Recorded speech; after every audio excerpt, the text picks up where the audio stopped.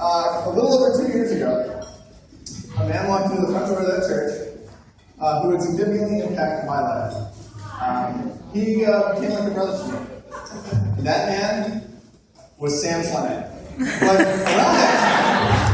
around that time, Steve Noble started working here, and as you probably know, Steve has revitalized the children and youth ministries of this church. I've been honored to get to know him, work alongside him, and we're really going to miss him. So what better way of expressing that than embarrassing him for a few minutes? So I'd like to welcome you to the first ever and probably only roast of Steve Noble. Now, I told Steve about this about a week ago, but he slept since then, so he's probably forgotten. So, Steve has taught me many things. For starters, you can still be called a college pitcher with a career ERA of 9.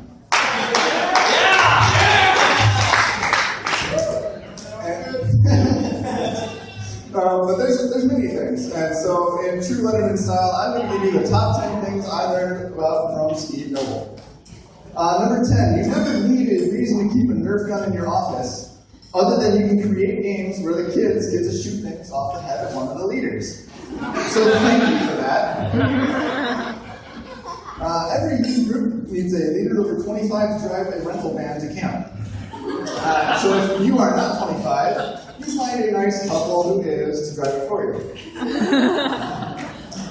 Number 8, if you can get the flipper ball into the flipper zone without losing your flipper flag made of flipper tape, then you flipper win and become the flipper champion.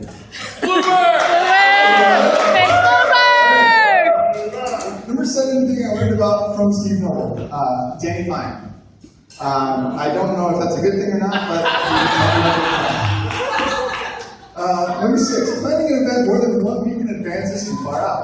Keep other leaders guessing about things like times, or if they're going to get any sleep during the overnighters. I usually did, which was nice, so thank you for that. Number 5, when in doubt, make the kids eat something weird. Number 4, someone can be half British and not do a good British accent at all. Steve's mom is actually British, and the youth group has had the pleasure of talking to her on the phone for proof, and has a very good, proper British accent. Steve cannot do a British accent. Not at all. It's right. It sounds more like someone from Boston who vacationed in Canada for a couple weeks.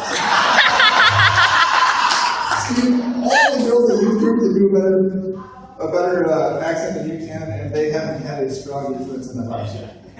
Tasia is especially good at that. Number 3, people can actually forget to breathe when they talk. If Steve ever seems like he's getting choked up, he's actually probably just forgot to breathe. You've all experienced this in church. When he's talking about something that just stops. That's him breathing. Yes, well, I'm not going to talk about that. Number 2, sorry about this one. A super outgoing, athletic, fun guy who loves kids can somehow completely strike out on the dating scene. Yeah! I'm sorry. The number 1 thing is that a little food in your life is like a poop ramen. It's mostly delicious, but you still know it's in there, so you're probably not going to eat it.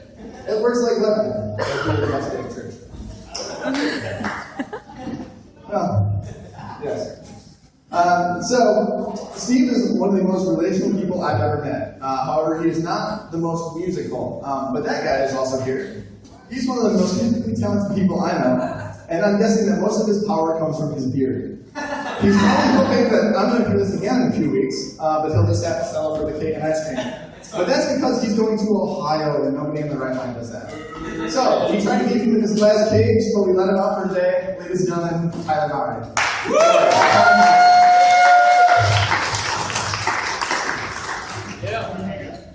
So, what can I say about Steve Noble? Not much, frankly, really, honestly. Unfortunately, Steve and I get along quite well, but we didn't have the opportunity to hang out as much as I would have liked. And so there are a few things that I shared with Steve Noble. They were precious to me, these few things. I should tell you as a preface a little bit of a story. There was one day where I was heading into the city, and I had to leave from the College Avenue train station. So I thought to myself, hey, I'll just park my car in front of Steve Noble's house. No big deal. I won't have to pay any fines or anything. And that'll be fine. So I did. I parked my car and I texted Steve and I let him know I was going to sit there for a couple hours. And went into the city, went to my classes, and when I came back, I walked off of the train and immediately looked in the direction of my car, and I saw a man crouched over my car doing something to it. And it wasn't immediately recognizable who that man was or what that thing was, so I started sprinting at my car, thinking it's being broken into, thinking something terrible was happening. No, as it turns out, it was Steve Noble, who was lovingly enhancing my car. He thought it didn't really have the pizzazz that it needed to match my charisma, so he decided to buy some adhesive racing stripes and imitation chrome letters that spelled out the word stud on the back of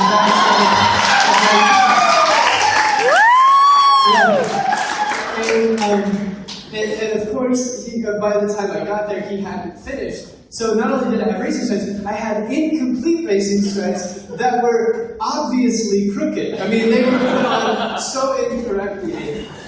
It was terrible. And I'm in the busiest section of my schoolwork, and I'm literally every moment that I'm awake, I'm studying, so I had no time. So for weeks, I drove around with crooked, imperfect, partial racing stripes and the word stud. And I'd like to think that as people were driving behind me, they'd see these cheap, terrible racing stripes and the word stud, and they'd get an idea of who was in the driver's seat and what they probably looked like, and then when they pulled up next to me with my giant bushy beard and my big goofy grin, I think they were somewhat surprised. So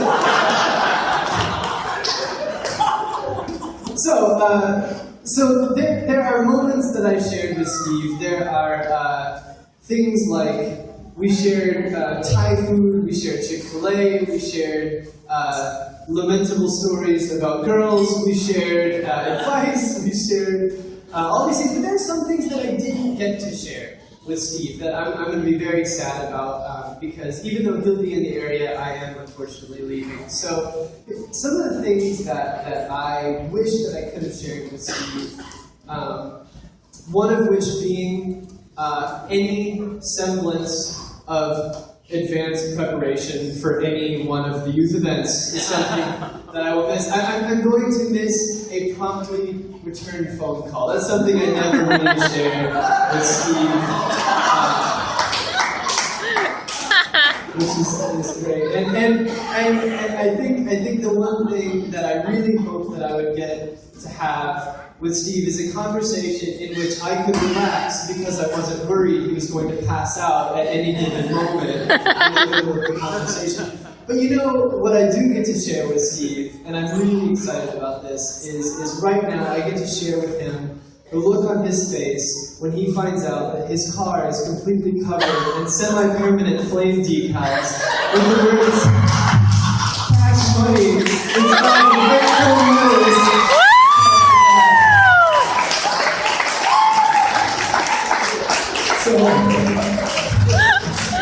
So, you're welcome, buddy.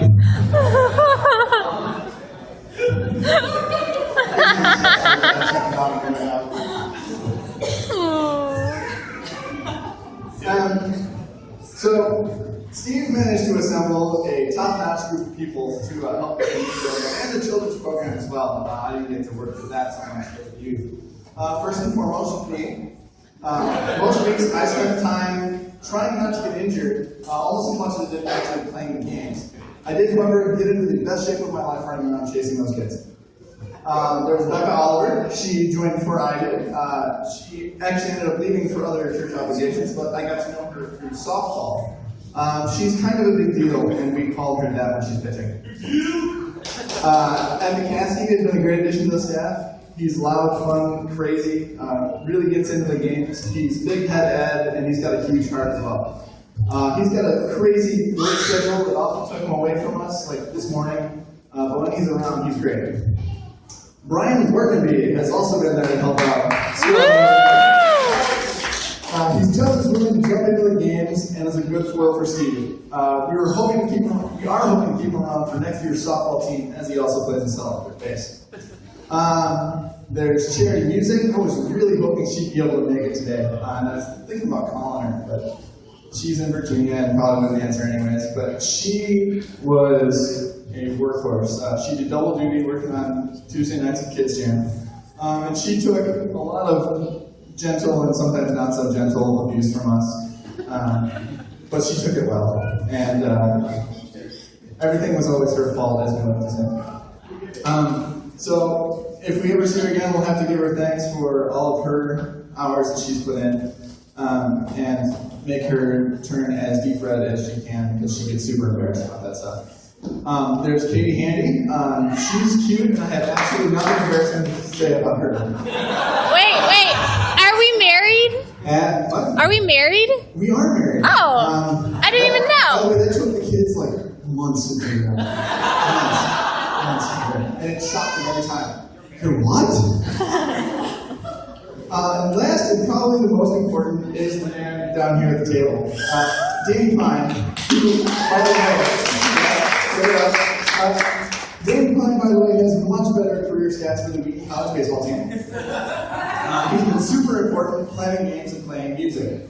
So much so, actually, I promise this isn't weird. So much so that he, quite literally, became the face of the Midwestern Youth Group. Yeah. Danny wore this look for one day last year. This is right before he had to shave for his final year of baseball. He had shaved, so he took his beard and kind of shaved it in, I forget exactly how he did it. But it looked really weird. It was really funny. He did it for the kids. And that morning when he walked into church, Beth Fuller runs up to him and said, "We need you to play guitar this morning." And that was the first time he got kind of introduced to the church. It was up in front with this really gnarly facial hair. But yes, so he was slightly embarrassed to be looking like this on stage, but much to his chagrin, he's been immortalized on t-shirts. And I will treasure this one forever. Anyhow, he's the youth group minstrel who will make up songs on the spot. He's also the one you need to get out early in dodgeball. The man, the myth, the legend, the guy whose last name is a tree, so he kind of looks like a lumberjack, Danny Pine.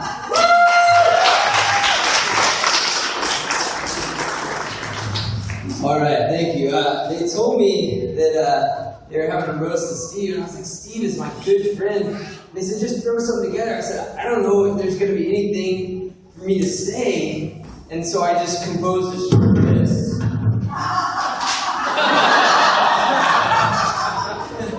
We'll start from the top, I guess. First up, can we give Tyler a round of applause? That was great. I mean, it's pretty nice that his degree finally helped him say something intelligent that we can relate to. We were really hoping for that last week when he was preaching, but... Joe, I was kind of falling asleep during yours, but I'm sure it was great. Also, I really should probably just say, Katie, great job, because she probably wrote it for you right before she made you breakfast, dressed you for church, and then tied your shoes.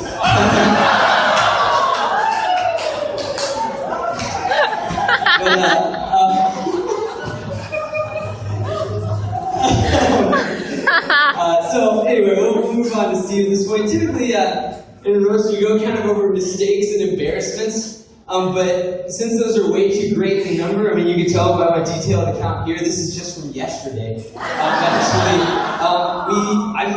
going to actually try to prove that Steve does have some good qualities. So can we give him a quick round of applause for all the wonderful things he's done? Wait. I apologize for that. A lot of you are looking really confused, asking, has Steve actually done anything? Many of you probably are saying, where's the proof, Danny? I've only seen him play with Nerf guns and high-five my children. Anybody can do that. But I'm gonna take up Steve's side here as his loyal friend and testify to his impact on this church. I'll let you be the judge of just how wonderful that impact is. First, to say that Steve has left his mark on the church is an understatement. I mean, I'm so glad we're in the gym today, because if you look at every single one of these marks under the basketball hoop, every single one is from Steve kicking off the wall, trying to dunk on Levi Scott. Every single one. He maybe succeeded once? I don't know. But in addition, it's funny to bring up Levi, because Levi, you want to be here for this, man. Just come here, stay here for a second.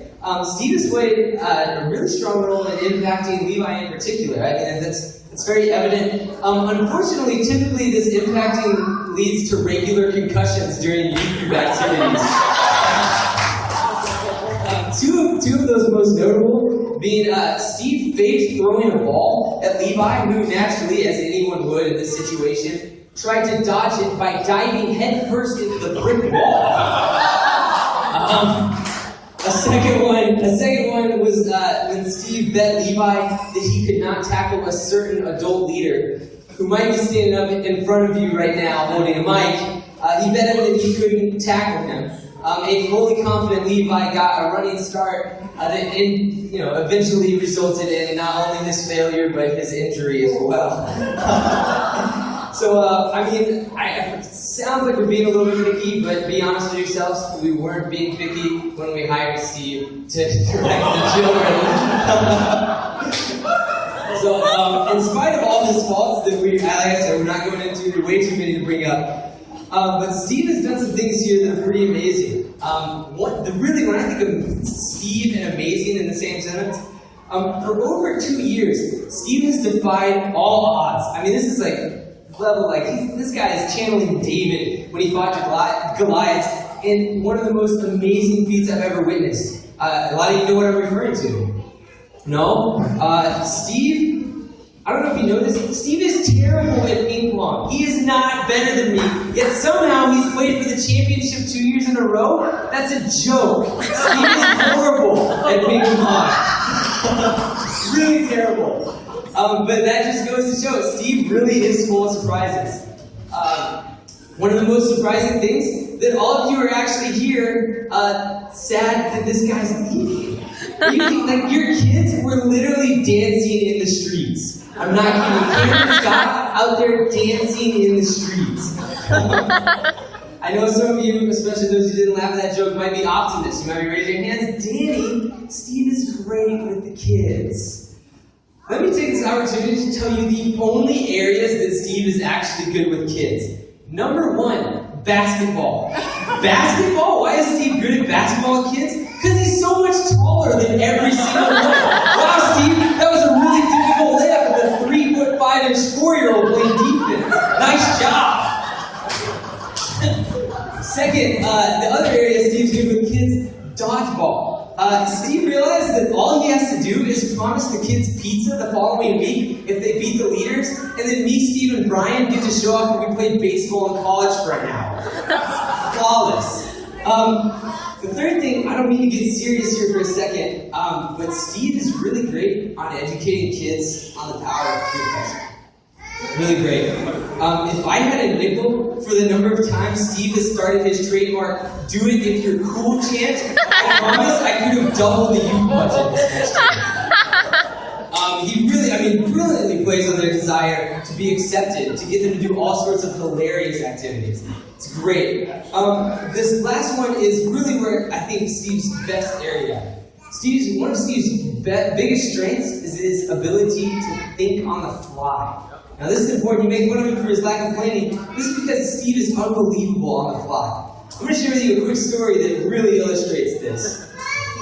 This past week, Steve shared this story with me from youth camp. Eddie, you know where this is going. Steve was asked to canoe with some of our female students during a free time activity at camp. Of course, being the nice guy that he is, he said, absolutely, I'll take you. He took a canoe with a couple of those students out onto the lake. They were paddling around. Steve began to, sometimes you kind of space out and kind of forget where you are and who you're with, things like that. Steve was kind of spacing out, and he proceeded to just rip the biggest fart of all time. He described it. Described it as something that reverberated through the aluminum canoe. He said, "Hey man, have you ever heard of one of those fart machine things?" I said, "Yeah." He said, "It was like one of those ones they record to put on those."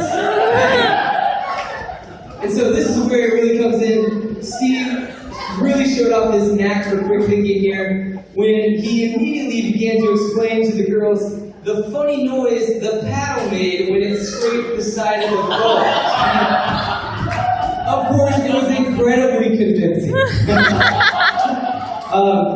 Steve is also one of the most generous people I know. That's serious. That's real. Steve is one of the most generous people I know. On one particular occasion, Steve went to the store prior to a Sunday night youth group and bought enough habanero peppers for Levi to sprint from the room to the water fountain, which more than likely resulted in another concussion, even though he spiked the stem of the pepper into the trash with a cheer that said, "That's nothing." It wasn't nothing, was it, Levi? No. Caused Taya and Lakeisha to run outside and force alternating handfuls of snow and ice cream into their mouths, trying to quench the heat. And then it caused Tevin to sprint laps around the building with his mouth open for the cold air and for the snow he was throwing into his face. All while this is happening, parents are showing up and wondering why all of their kids are crying. As much of this information is new to many of y'all, I'm sure at this point you've probably all reached your own conclusion on why Steve doesn't have a girlfriend. Or maybe you've just lost your faith completely in our education system that they would even think to let this guy attempt to become a doctor. But I just want to encourage you just for a second. Behind this extremely abrasive and overbearing personality, his scowling face, unpredictable temper, Steve is actually one of the smartest, friendliest, kind-hearted, funniest, and most humble people I know. He's very much a behind-the-scenes type of guy. I know he's especially uncomfortable being the center of attention right now. But I'd like to actually take this opportunity to applaud Steve for the fantastic work he's done here. In closing, I still mean that Steve is one of the worst people you could possibly leave your kids with. But for some odd reason, he's managed to get by with very few scary moments and has left us with a solid foundation in the youth program. Most of all, he consistently does his best to be a great friend and amazing man of Christ. Thanks, Steve. Give it up for him.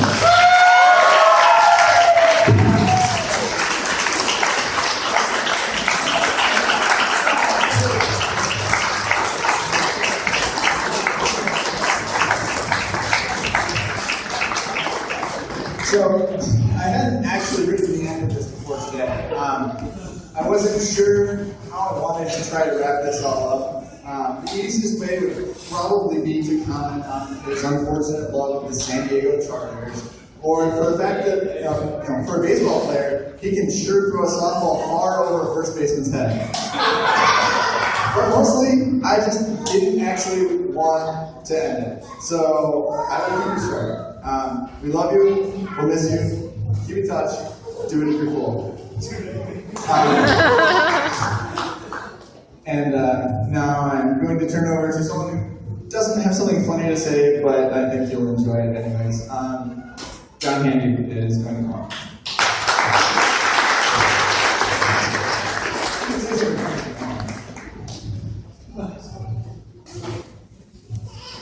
Wow. I feel so enlightened. So, Pastor Josh already told us how disappointed he was that he actually couldn't be here for this, and this was, unfortunate for him. But he honored me by asking me if I make a couple presentations to Steve. So we have a couple things for you, Steve. First is the basket. Yeah, so that thing probably goes with it. But what's happened here is your church family has prepared a bunch of gifts to give you. So we hope that you find something in there that you will find useful. And we just hope that allows you to continue to feel the love from us and you want to do something else. So thank you for that. And second of all, this is Wheaton Wesleyan's version of a gold medal. And so it's supposed to get, it's a trophy for Steve being the winner of the 2012 table tennis competition. So, congratulations.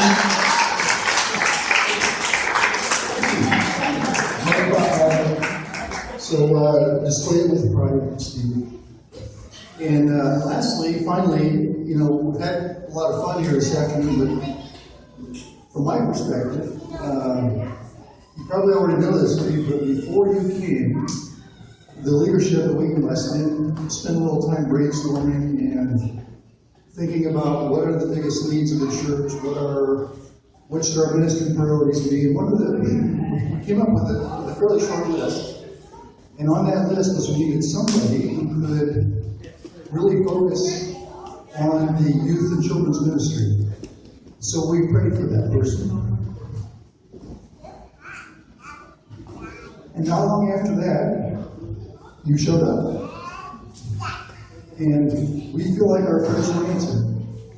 And so I just want to say thank you for the way you've invested in the youth work here. You've built such a great base to build off of, that the new leaders that are coming in now, and thank the Lord for the ability to have a smooth transition. And so the new leaders coming in now have something to start with, and that's great. So we want to say thank you, Steve, for your good work.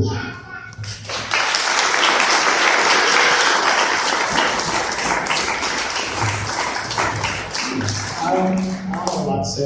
I just want to say thank you guys so much for all your love and support the last couple of years. I honestly would have been lost without you guys. Just the support that you guys showered over me, it was great. I pray that you guys give the same support to Janet and to Garrett. They're going to do a fantastic. You guys don't know Garrett, do you? Garrett, you guys are going to meet him next week. I pray you guys are going to give him the same support, and Janet the same support that you guys gave me. They're going to do a fantastic job. I'm really excited to see where the children youth ministries go. So thank you guys so much. I love you all. I'm going to miss you guys a ton, and I'll be around as much as I can. And thank you guys. Appreciated that. That was real nice.